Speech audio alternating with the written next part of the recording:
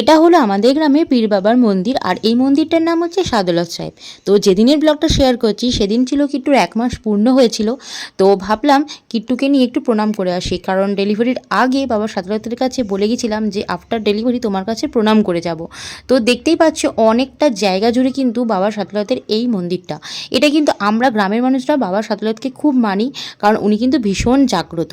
আর ওই যে দূরে দেখতে পাচ্ছ ওখানে দেওয়া আছে কবর, তারা হচ্ছে এই পীর বাবার যারা মালিক, মানে যাদের, তো তাদেরই বাড়ির লোকেরা ওখানে কবর নিয়েছে।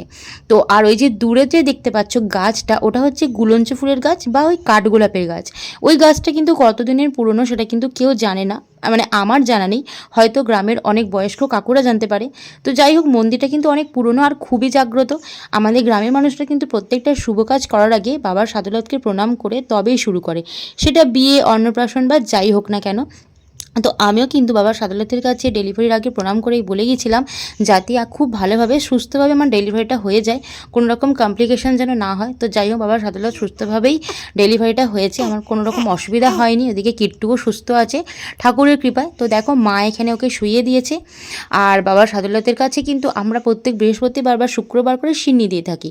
সব রকমই সিন্নি কিন্তু এখানে বাবার সাদৌলতকে দেওয়া যায়, তবে নকুলদানা বা বাতাসাটাই মেন, ওটা দেওয়া হয়। এছাড়া মন্ডা মিষ্টি আমরা সবাই কিন্তু এখানে দিয়ে থাকি।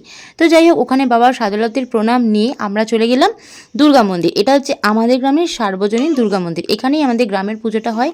হই হই করে আমরা কিন্তু খুব মজা করি, কারণ আমাদের গ্রামের এই পুজোটা কিন্তু আমাদের কাছে খুব খুব পছন্দের, কারণ এটাতে আমরা খুব এনজয় করতে পারি, যেহেতু এটা সার্বজনীন। তো দেখো এখানেও মা কিট্টুকে শুয়ে দিয়েছে, কারণ 1 মাস হয়ে যাওয়ার পর সমস্ত ঠাকুর মন্দিরে কিন্তু প্রণাম করতে হয়। তো যাই হোক, আর আমার ব্লগগুলো কেমন লাগছে তোমরা একটু কমেন্টে জানিও, আর যদি তোমাদের ভালো লাগে পেজটা একটু ফলো করো, আর ভিডিওগুলো ভালো লাগলে লাইক শেয়ার করো, কারণ কিট্টুর নতুন নতুন ভিডিও তোমাদের সাথে শেয়ার করতে আমারও ভালো লাগছে।